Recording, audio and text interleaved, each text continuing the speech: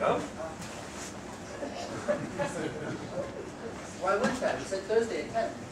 Yes, but I just had no idea that you were Sarah's new friend. Oh, that's okay. I had no idea you were Sarah's... Roommates. Sarah's... Gay roommates. I prefer just gay. I had no idea you were gay. Fair enough. Took me a while to figure that one out too. You're okay. I've been told that. I don't appear effeminate. You know, I think you are the first gay that I know. Okay then. So, you and Sarah. Yes. Isn't it forbidden to date outside of your religion? Oh, dating doesn't exist in my religion. But you thought you'd give it a try, dating on Sarah. Yes. She's very nice. Yes, she's very nice. Listen, she's not an experiment.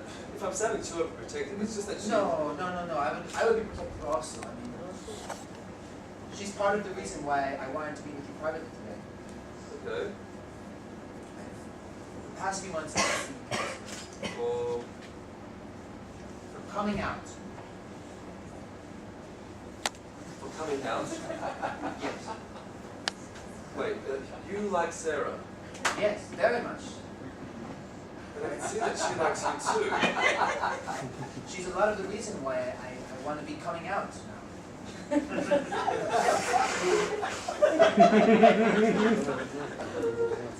Coming out, do you mean getting out?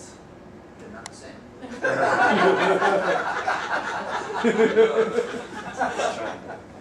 Coming out is revealing a same-sex orientation. Like revealing that you are a gay? Yes. No, I mean, no, that's not what I mean at all. I mean like leaving the Hasidim. So then that would be getting out, like getting out of prison. Yes, precisely. Okay. It's very much like that. I need your help breaking the news to my father. You seem like someone who has experienced difficult situations. I really appreciate if you'd be there when I told him. Why me? You have a way of talking to my father, making him see reason. I'm not so sure this is a good idea. For months I've been making changes. What kind of changes? I no longer hide my connections to the secular world, you know? I no longer hide the radio in my pocket. I know you can see the strings from the earphones now. They cut my payas off. Yes, your father mentioned you cutting those. Really? He hasn't said a word about it to me. Maybe he's waiting for just the right time to tell you. Ha! Wouldn't that be ironic? It's just about growing up in South, it's like growing up under a magnifying glass. When in the sun, when it's over 100 degrees outside. Does your family know that you're A lawyer. Just kidding.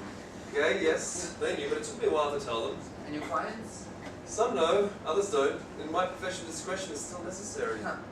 Think of my father as one of those others for whom discretion would still be advisable. You know, for someone who spends a lot of time debating ideas about tolerance, it's not one of his virtues.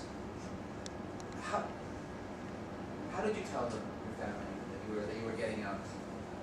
Well, I think my mother knew before I did. And my father, I think I just showed him what he wanted to see. Was it hard for you, that conversation? It was unpleasant, yes.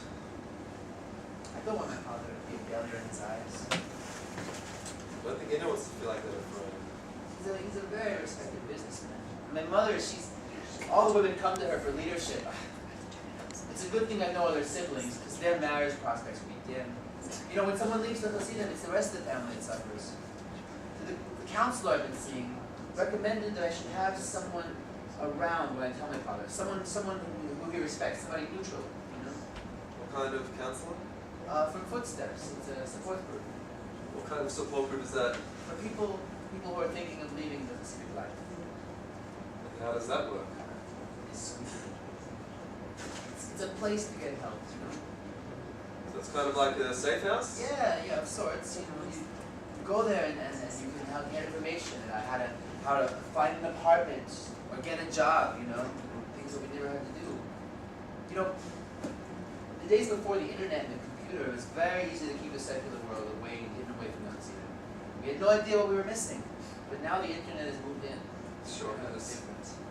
My father, he's always talking about the importance of getting rid of bike lanes for reasons of safety, right? That amongst a few other reasons, Ephraim. Have you noticed he never articulates what he means by safety? He's not talking about physical safety. He's talking about the moral safety of the community. That's why he's so obsessed with this case. He talks about it day and night, like he's going to be some kind of a new Moses leading into some kind of a promised land. Ephraim, your father sees you as his right-hand man in this case. He sees what he wants to see. But getting rid of bicycle lanes isn't going to keep out the secular world. He's fighting a losing battle. He's actually got a pretty good chance of winning this case. I'm not talking about the lawsuit. I'm talking about the bigger picture. He can only see the physical encroachment. He has no idea that their presence and their form-fitting clothing is just the tip of the iceberg. He would be horrified if he knew about the pathways being created all the time on all the smartphones and computers that we use to conduct our business. But what about filters? Anyone with half a brain can get past the filters. The internet has poked a hole in this invisible wall that separates the Hasidim from the rest of the world. And I use it. I use it to poke holes until I can see what's happening on the other side. And for a curious mind like mine that keeps poking holes, they just get bigger and bigger until I can almost climb all the way through. It's time to start being honest. Are you sure you want to do this? Yes, I need your help, Mr. Sabel. Tell my father. What about your mother? Mother, she sees it coming, but she's different, you know? It makes her upset, but her anger is like the sun, you know? It rises, but then it sets. My father's a very different case. He'll see this news like tragic. Right, leaving a lifestyle is not the same as leaving a life. You don't know many Hassids, do you, Mr. Sabel? I'm not just the only son, I'm the only child. He's going to see himself like an Abraham, responsible to sacrifice his son. What, to disown you? Yeah, following God's commandments. Disown me to keep being disowned by the community. When do you think you're telling them? Soon. Very soon. Will you help, Mr. Sabel? For my father's sake, if not for mine? Yes. Yes, I will.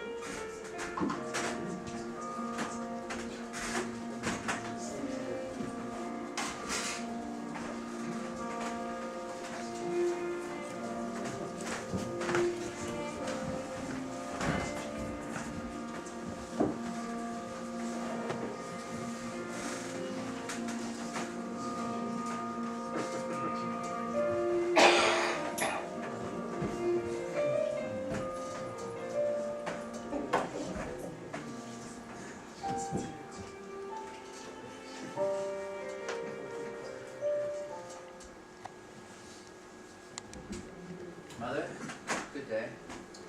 Good day? That would be good evening. The day is almost over.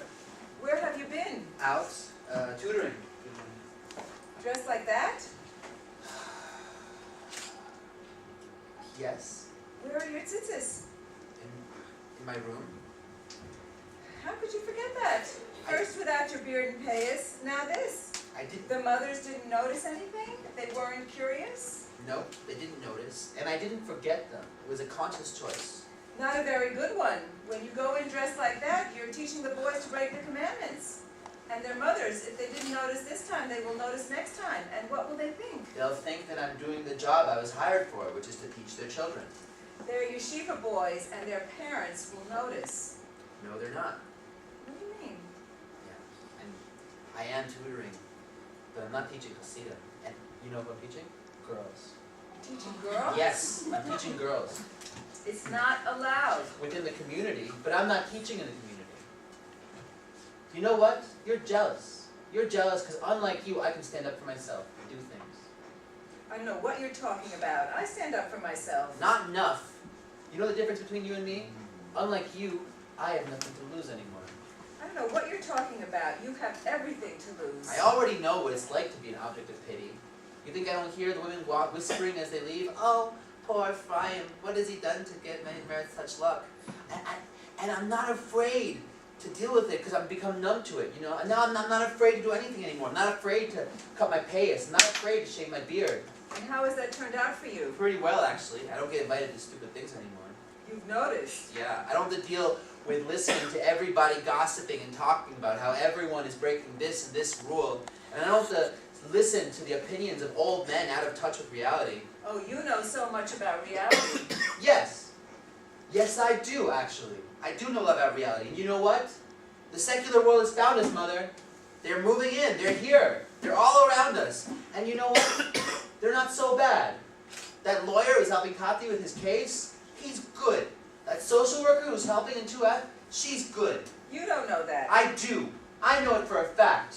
And I know for a fact that you know there's good Gentiles out there also. I don't know what you're talking about. How about that police officer? The one who found the envelope that I left in the park and returned it to you? He didn't have to do that. It was cash money. He didn't have to return it, but he tracked you down to return to you that money. And you focus so much when you're telling a story. Have you ever thought for a second about what the lesson you learned from that story is? Yes, not to trust you with my money. See? See? This is what I'm talking about. Look me in the eye and tell me that you're not grateful that you returned the money. Of course I was grateful. So why don't you show it? Every time you tell a story, you focus only on me losing the money. I'm sorry. I'm sorry that I did that. But why do you have to only focus on the bad of me losing the money and not the good of an honest man returning money to you? You're right. I'm a horrible mother. Stop that. You're just wrong. Unlike you, I have nothing to lose anymore. I don't know what you're talking about. You have everything to lose. I already know what it's like to be an object of pity. You think I don't hear the women whispering as they leave? Oh, poor Ephraim, what has he done to get merit such luck? And I'm not afraid to deal with it because I've become numb to it, you know. And now I'm not afraid to do anything anymore. I'm not afraid to cut my payas. I'm not afraid to shave my beard. And how has that turned out for you? Pretty well, actually. I don't get invited to stupid things anymore. You've noticed. Yeah, I don't have to deal with listening to everybody gossiping and talking.